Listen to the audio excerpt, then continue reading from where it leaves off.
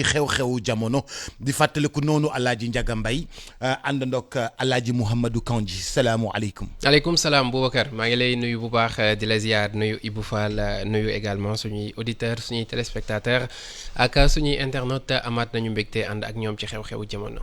di nuyu Alaaji Ibou Fall di ko nuyu te di ko ziar salaamualeykum. Boubs maa ngi lay nuyu di nuyu ay kilifa Mouhamed Kandji ndax mu xam la ma ko waxul. après ma nuyu ko nuyu say auditeurs say internautes ak say téléspectateurs ak sama Saga Club man dama leen di bëgg nuyu sax. Ibou bàyyi provoqué Ibou bàyyi provoqué. dama leen di fàtte. Ibou bàyyi provoqué. dañuy ubbi tey suñu journal fait divers club bi moo jël kii Saga Club bi. léegi fan club la Saga Club bi kay dafa mel ni mujj nañ jébbalu. boobu si dama bëggoon vraiment rencontrer Ibou Fall mu ne yow dama bàyyi te grand man dama am temps ay di la booleeg ay Ibou Fall. sama xol a jeex. xooloo ki ñaan.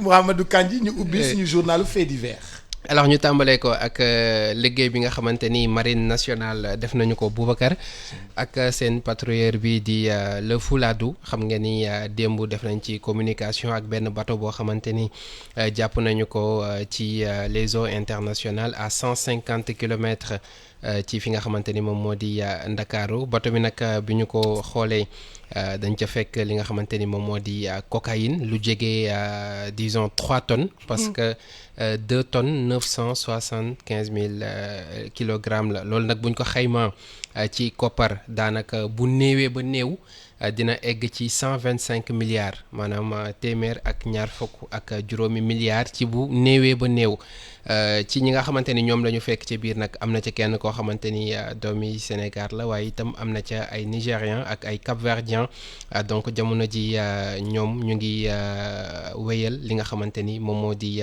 enquête bi mais démb gis nañu sax suñu ndaw yi nga xamante ni demoon nañ ba gis mbir mi foofee la ñu jàppee cocaïne bi mu ñëwaat ci li nga xamante ni moom moo di drogue bi jublu suñum réew ba tey. Alaaji Ibou Fall. man kay ce que je crains xam nga les trafiquants là du ñu foyee xaalis pour récupérer ce kii là dina leen jaral lu ne waaw dañu bëgg c'est des et puis xam nga en général ñoom quand ils confient une marchandise à quelqu'un soo ko jëlee ba pare soo daanoo ñoom seen yoon nekku ci da nga leen di fay. boo ko transporté. waaw soo ko transporté ñu jàppale bi yeggul. waaw da nga leen di fay. da nga leen di fay ñoom seen yoon nekku ci suñ la ko jaayee moom da nga leen di fay yow yaa xam ndax dinañ la jàppam déet kii moom xam naa ne ñi ci dugg moom. ñi ci dugg am nañ soxla. wula am nañu problème. balaa caag ma tëdd kaso. mais dañ lay fekk ba ci biir kaso bi laa la wax. ay loolu day dara ci ñoom. mais xam nga lenn rek ma jaaxal ni Dakar lii dañ ko jublu trop ci wàllu drogue. non Dakar est devenu une plaque tournante ci li nga xamante ni moom moo di wàllu drogue bi mais lii dafa bari en fait. waaw 3 tonnes lii pour ñëw pour jàll wala pour consommer ci réew mi la. non lii pour ñëw pour jàll. 3 tonnes kay xajul ci ñun kon dëkk bi fay dof ji non mais tu sais c'est notre position géostratégique qui est unique au monde.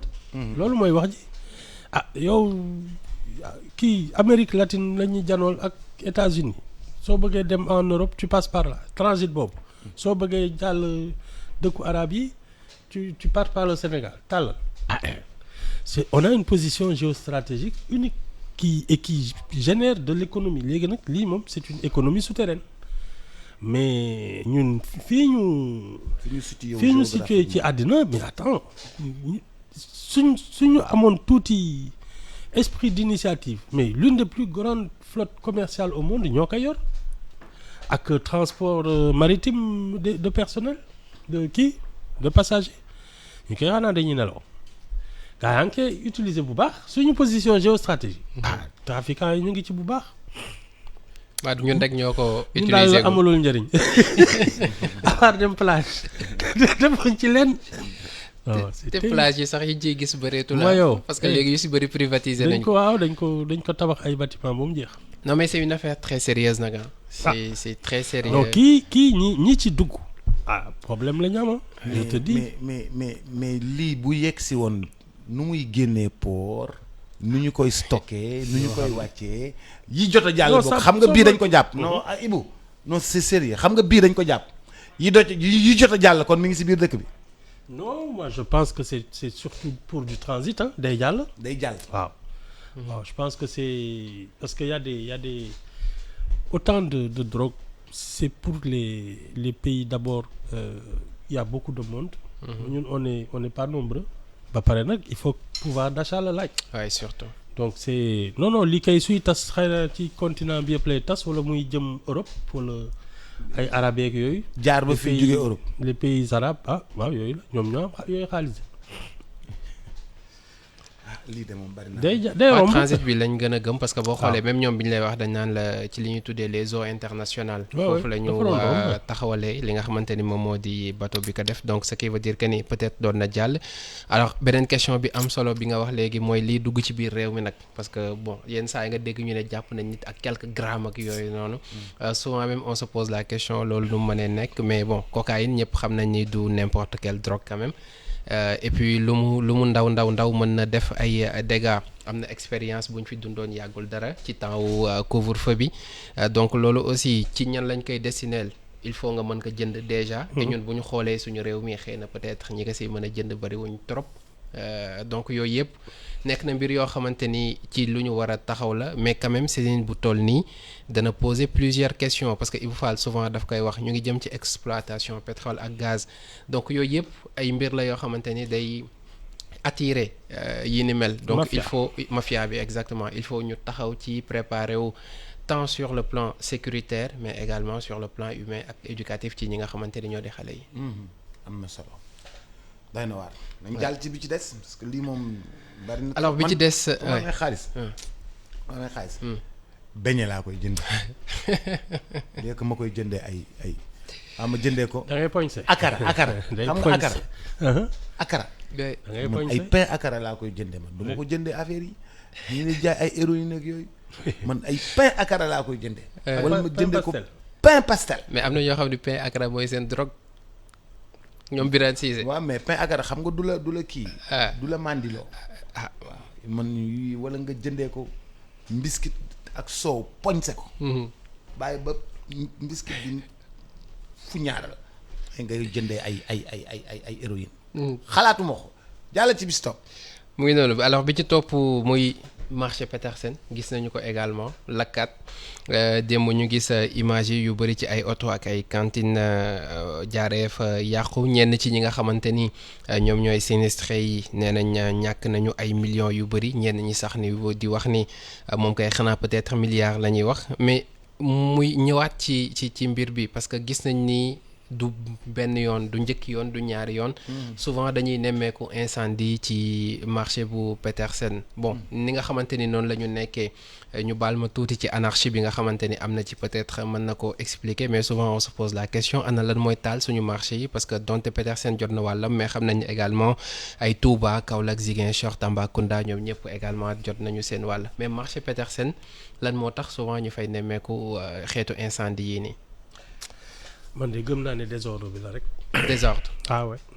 Quand tu sais il y a tellement le flux des personnes ak yooyu consommation bi fay am l'électricité ak yooyu quand ce n'est pas organisé surpopulation beeg yooyu façon accident bu ne dana ca am. C'est le désordre. bul sonn sax mais xam nga am na. allez-y vas-y.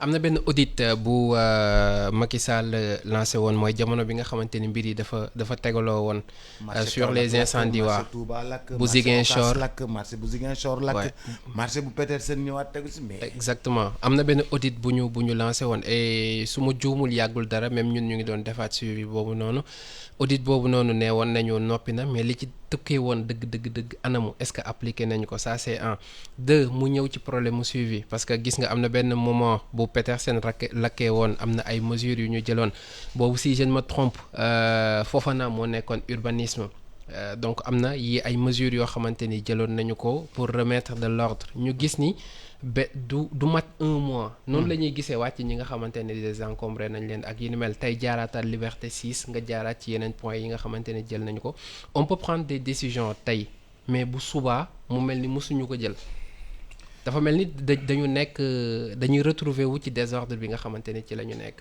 ak loowu conséquence am. mais li Ibou Fall di wax rek il faut que nit yi am civisme il faut que nit yi ñu former leen il faut que nit yi ñu wax leen ni foofu du place su jaayukaay boo buggee jaay da ngay am place booy jaayee mais teg ci mbedd mi ñëpp di wanteer Sénégal ñëpp ay jaay dañuy teg ñëpp ay jaay te ci mbedd mi la ñuy jaayee bu fekkee ni ñëpp ay jaay ñëpp ay kii boo tegee ci suuf ba si yàgg nga teg table ba si yàgg nga jël table bi teg ko kii ko ba si yàgg nga indi sa jabar mu nekk ndoog yow ngeen di fanaan ci suufu table bi sa doom di tëdd suufu table bi ba si yàgg nga def ko mbaar mu nekk ay 100 cantines yoo xam ne yëpp ay mbaar la ay mbaar mais bu safara si ñëwee après nga xëcc ci courant parce que bu feet yi ñëwee. ak branchement clandestin yi. da nga ciy xëcc courant bu feet yi ñëwee da ngay bëgg a jaay guddi gi d'accord après léegi bu fa ñëwee lépp lay yóbbu marchandise yi da koy yóbbu lépp la koy yóbbu amuñu organisation te bu ñu yëkkatee nit yi lundi mardi mercredi jeudi vendredi alkaati yi dem samedi ñu ñëwaat toog. il faut que nit yi am formation. ñu yar leen ñu am civisme. non mais tu sais regarde ce qui s'est passé keroog ba amee benn accident là il y a eu 40 morts.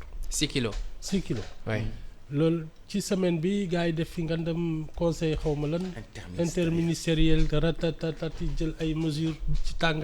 oto dootul dawati guddi. oto yu transport yi dootuñu dawati guddi. fu ñu mujjee dara.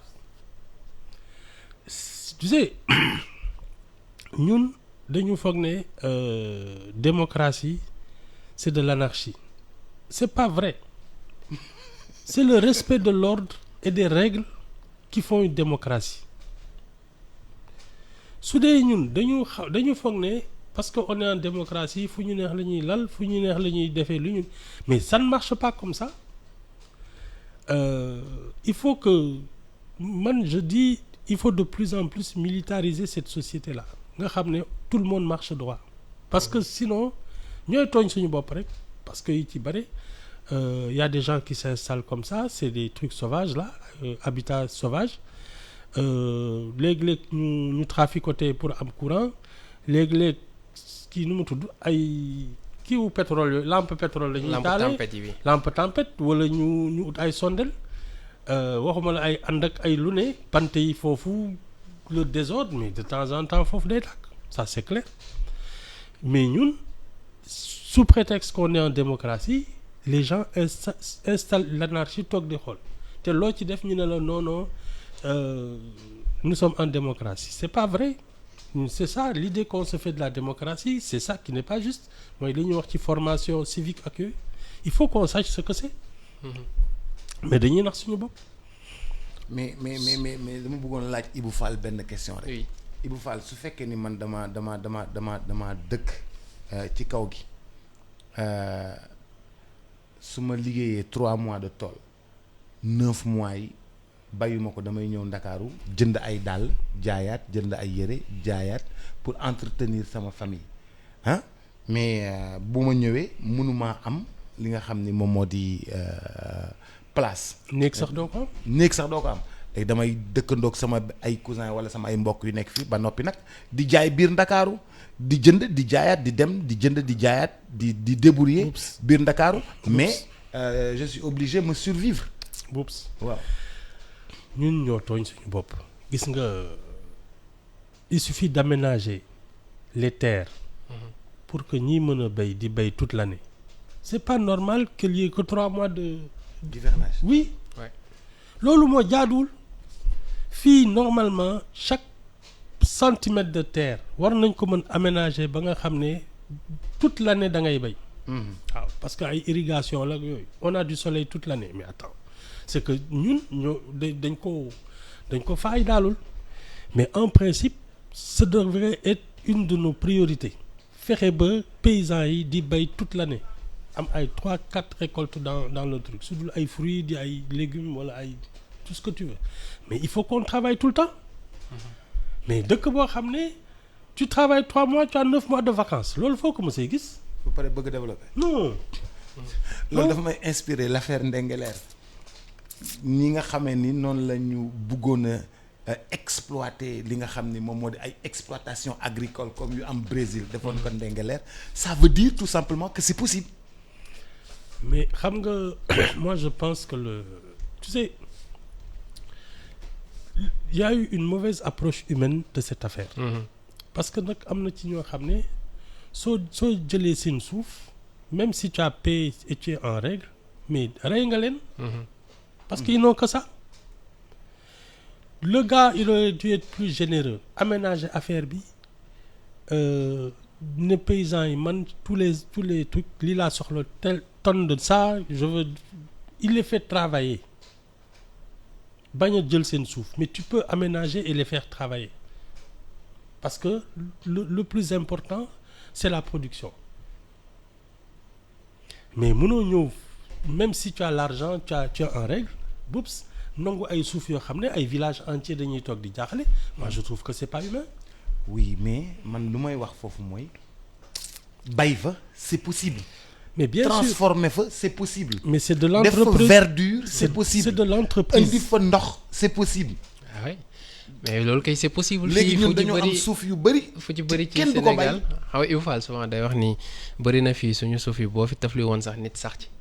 parce que c'est tellement fertile. waaw mais lu si ëpp joxuñu ko gëdd bi ci war parce que boo gisee li ngay expliquer léegi muy phénomène exode rural bi ñaata ate ngi nii ñu ngi koy wax mais loolu pour saafara ko du lenn lu dul li nga xamante ni moom la ñu jël lépp concentré ka Dakar mu mel ni Dakar moom rek moom mooy Sénégal il faut ñu xalaat yeneen dëkk yooyu noonu bu ñu soqali ko ànd ak formation bi ci war parce que xam nga yaa ngi wax ni bay 3 mois warul jaadu cim réew mais am na ñoo xamante ne xamuñu ko.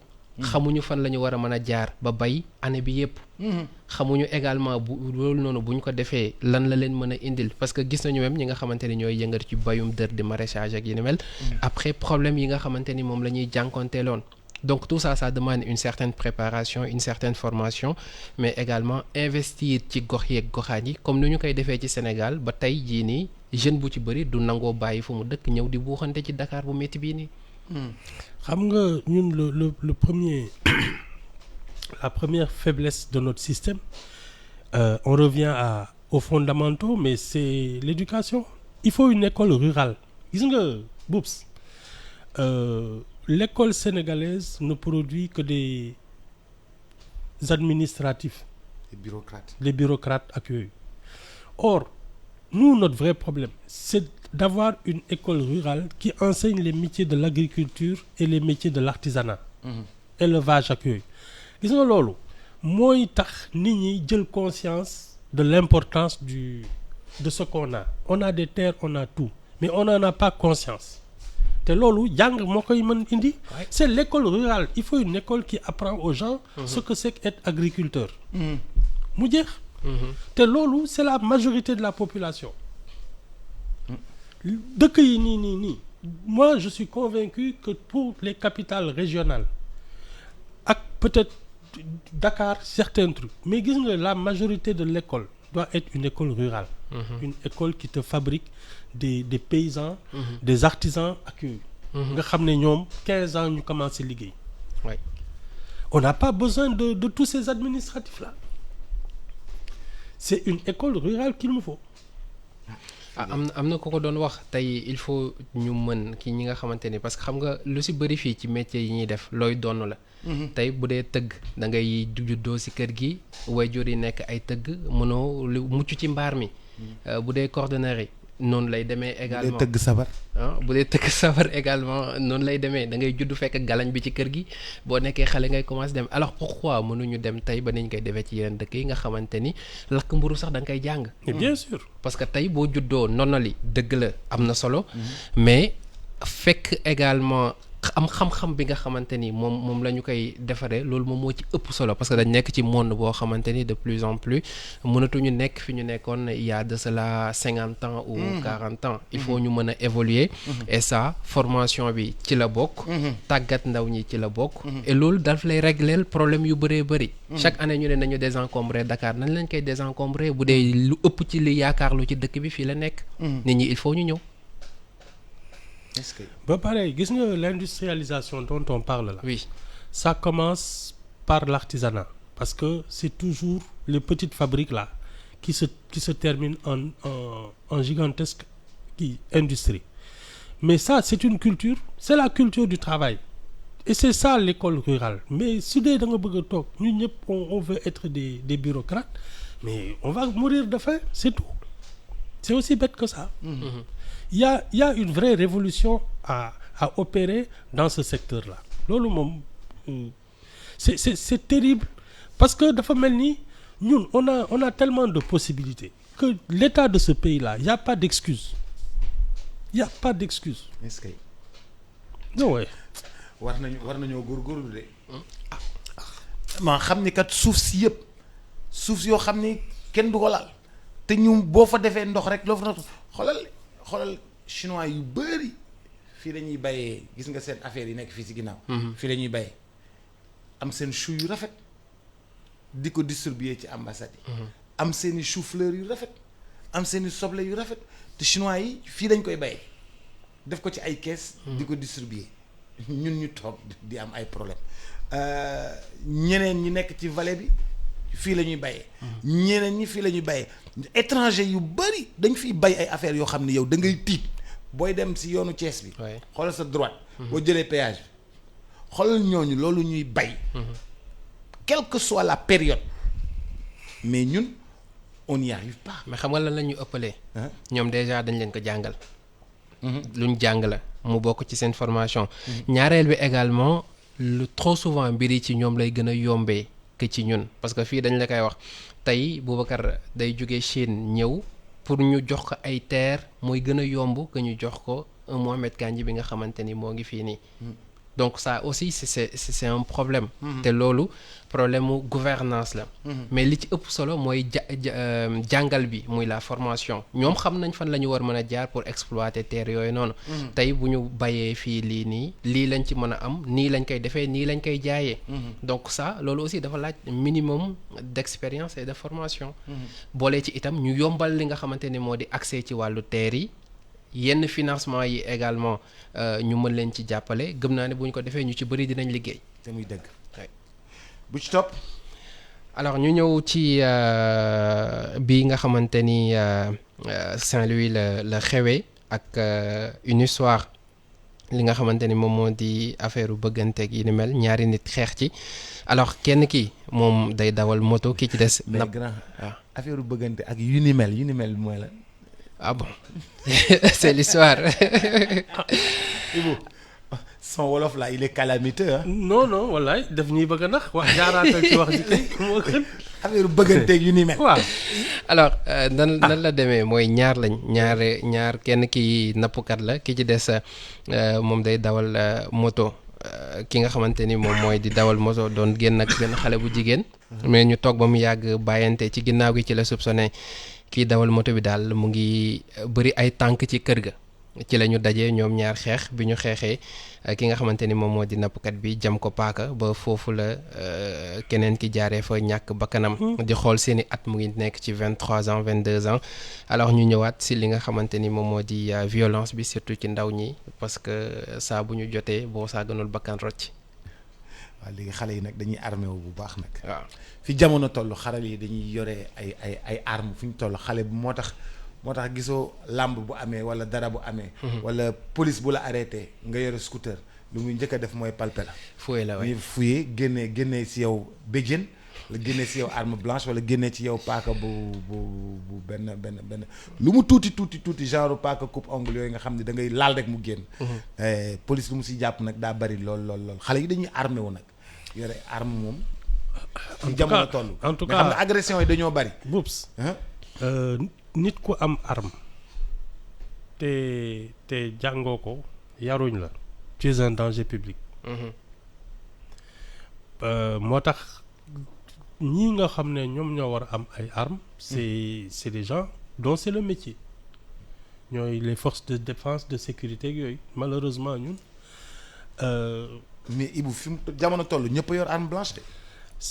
en tout cas je te dis. ñëpp a yor arme blanche xam nga lu tax daal di xuloo ci mbedd mi moom. agression yi nu mu baree moo tax. en fait les gens y a ceux qui ont des armes pour agresser les gens. Et les autres qui veulent se défendre. xam nga kon ça devient compliqué. Ça devient très compliqué. Non, man, je suis convaincu que l'une des missions de l'État, c'est de garantir la sécurité des gens. Gis nga ñun. Les 40 ministères là, boobu c'est jaru ko fi. Parce que am na ci yoo xam ne tu as un ministère de l'agriculture, les 3/4 des terres ne sont pas cultivées. Ça sert à quoi? Yooyu yëpp tu sais ñun li ñu war a garantir mooy aménager dëkk bi ba nga xam ne ku bëgg liggéey. Mais l'une des missions vraiment régaliennes, c'est assurer la sécurité des gens. Te loolu sur les 40 ministères là 30 yi soo ko dindi woon suñu on aurait plus de moyens pour assurer notre sécurité. Parce que on dépense de l'argent dans des choses qui ne concernent pas l'État. Alors que moom sa mission il n'arrive pas à la remplir convenablement parce que y a des budgets pour des choses qui ne sont pas de son ressort. Loolu mooy wax ji fii 10 ministères ñoo fi mën a yor réew mi li si des na ku ne dem débrouiller liggéey voilà. Mais loolu daal da nga yaakaar ni dañuy def yeneen 30 ministères. C'est le clientélisme mooy indi loolu. Au début y avait 15 ministères au début des indépendances mais xam nga au fur et à mesure la clientèle politique il faut la caser. Donc tu as des alliances. Waaw man j'ai besoin de 2 ministères sinon dama la jàppale ci élection yi. Tu inventes des ministères. Tu te demandes à quoi ça sert. Non, c'est la clientèle politique là qui nous a créé tout ça parce qu'il faut caser des gens. mais si cas bii nii c'est vrai que ni problème insécurité bi c'est un problème réel au Sénégal mais bii est-ce que nekkul plus côté yar ci côté éducation parce que bu ñu xoolee ñaari xale yu xeex ak lu ñu ndaw kenn dana dem jëli paaka wala jëli jaasi wala leneen rayaate est-ce que nekkul plus foofu la ñu nekk lan moo tax léegi xeex yi bu ñu même bu ñu jotee parce que li histoire u gel la da nga nangu sama gel nangu ma sa gel ñu xeex ci ba bakkan rot ci lan moo tax léegi bu ñu plus en avance ñuy gis ni xeex ak lu mu ndaw ba yenn saa yi 100 francs ñoo leen di jotale nga gis bakkan rot ci lan moo tax ñuy dem noonu c'est l'éducation. C'est l'éducation. Les gens sont livrés à eux-mêmes. dañuy ñaar moo ci war a am benn ñu yar la sa kër soo génnee sa kër école nga jëm. Mais malheureusement il y a beaucoup de nos enfants là kenn du leen suñu xëyee sax dañu leen ne génnal foy nga nekk ci mbedd mi moom jaayante doole fa am. C'est ça hein? Mais la rue c'est pas fait pour les enfants. Xale moom këram école ba këram point barre. S'il y a des lieux de loisirs nga xam ne c'est organisé avec des gens qui les surveillent. Normalement c'était un peu le rôle des associations sportives et culturelles. Encadrer les jeunes les vacances activités de vacances ak yooyu. Mais c'est devenu un peu n'importe quoi. Foofu moo ëpp xeex. Léegi football ak yooyu xeex. nawetaan ak xeex. xonjom kii voilà. Comité xon. Et c'était parce que il y avait aussi des activités culturelles mais yooyu sax déggatoo ko ay troupe de théâtre rek ay yooyu et ça c'était fait justement pour canaliser l'énergie des jeunes mais aujourd'hui c'est pour les occuper mais dans l'anarchie la plus complète doo xam lu mu doon xeex xuloo ci nu mu tudd seen kii xonjoom yeeg yooyu rek la ñuy dox. Les clubs d'avétane. On est devenu nerveux très nerveux. kii la ça c'est la mauvaise éducation parce que yar loolu lay indil nga dal. yar da lay indil nga dal mënuñu dékku dara. problème xajul ci seen bopp sax. impulsif ci benn côté bi. non loolu yar bi la rek. on se et normalement étant donné que les familles commencent à baisser les bras. État bi moo ko war a tu sais on a supprimé les internats yooyu et je suis convaincu que c'est l'une des plus grosses erreurs de ce qu'on a fait dans l'éducation. Parce que oui il y a des enfants qu'il faut sortir de leur famille et les mettre dans un cadre parce que dañuy nekk ci kër yoo xam ne jàng du fa kii tu les sors de là-bas tu les mets à l'internat nga xam ne loolu rek la ñuy def. jàng kese. waaw tu n'as pas une autre truc. parce que boo génnee ci école bi dem. D'abord transport tu manges normalement parce que soo nekkee internat tu as au moins les 3 repas di nga ndékki di nga añ di nga reer. Tu as quelqu'un qui te surveille. Tu dors normalement dans un lit yow kese sa place donc tu dors bien et on canalise toutes vos activités heure bi ñu leen di yee heure bi ngeen di ndékki heure bi ngeen di jàngi soo leen amulee cours sax vous avez des permanences. boo xam ne benn surveillant mooy toog ngeen di def seen ay devoirs wala jàng seen ay leçons mais duñ la may foo kii. foo nekkee ci lu foo jaaree ci loo war a jaar. nekk ci loo war a nekk et ça c'était l'internat. C'est ça qui a fait que beaucoup de gens sont sortis de milieux défavorisés, mais ils ont pu poursuivre des études jusqu'au sommet. Mais bien sûr. Alors, on a supprimé toutes ces choses-là. Alors que c'était le moment de renforcer tout ça. boo seetloo ñi nga xam ne dañoo nekk internat waa Mariama Ba waa Britannique militaire ñoom ñooy gën a exceller. ñooy gën a exceller fu ñu toll. ci ñun bi ñuy jàng man je suis allé au lycée en 73. ñun bi ñuy jàng sur les 10 premiers les 8 étaient de l'internat ñoom ñoo doon xëcc le niveau par le haut les 10 premiers les 8 étaient de l'internat. Ah oui mais moi j'ai trouvé que parce que tu sais mooy affaire kii ajustement structurel yi ñu naan oui les internats l'éducation coûte cher mais ça nous coûte même beaucoup plus cher maintenant. N'avoir pas éduqué les gosses là. L'ignorance coûte plus cher. Mais ça coûte beaucoup plus cher. Beaucoup plus cher, ouais. C'était une surpriorité. Non moo tax su ma leen déggee ñu ne ay Abdou Diouf ak yooyu ma ne attends ñii ay un homme d'état. Ibou bul mer foutu le pays Ibou bul mer waay. Ibou bul mer. institution Bretton Woods si la du moom. non il pouvait dire non. bul mer Ibou bul mer il pouvait dire non. C'est une question de priorité. Ils ont fait des choses ici. Boups, xoolal ce qui se passait avec le riz, la caisse de péréquation, ça a enrichi tellement de monde ici. Oui, da nga lay jox à l'époque benn autorisation d'importer du riz nga taxaw ay sandinière rek yooyu su commerçant yi dajaloo yëkkati 300-400 millions jox la tey doo ñàkk sax on a fait ça pendant des décennies.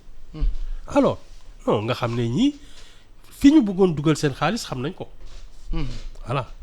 Ils n'ont pas pensé aux jeunes, ils n'ont pas pensé à l'avenir de ce pays. Ils se contentaient de vivre sur un grand train. Seen yoon ci li ci des. Non mais attends. Ñii c'est des criminels. À ce point. Ah oui, c'est des criminels. ñàkk yar nit Mais c'est un crime. ñàkk yar nit ñi crime Mais la. bien sûr. Moo ñuy indil musiba yi yëpp. Qu'est-ce que tu crois? C'est ça la vérité, hein? ñàkk yar nit ñi crime la. Ah oui. C'est un crime, c'est une des fonctions d'un État, c'est sa mission. Faire en sorte que tu as des citoyens bien formés, accueillis. Mais ils ont fait autre chose. Après nag quand tout se casse la gueule, ci lay taxawee fi naan une jeunesse malsaine.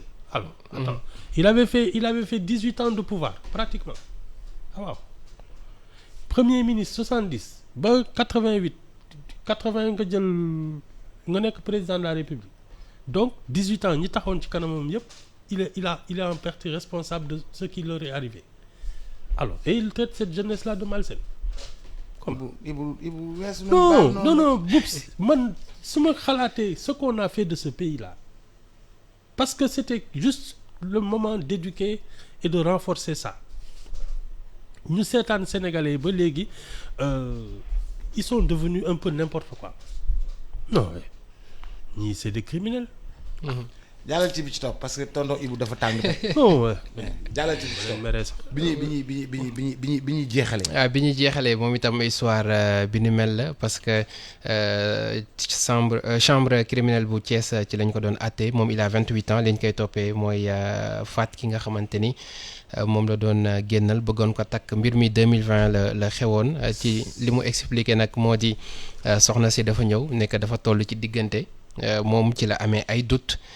Jox na ko sax xaalis bu mu dem def test pour mu gën a am certitude que ni li mu ko wax am na mais moom jàppoon na ni du moom alors ci benn bis ngoon ci la woo ki mu nekkaloon ni ko nañu ànd doxantu ji ci biir otoom.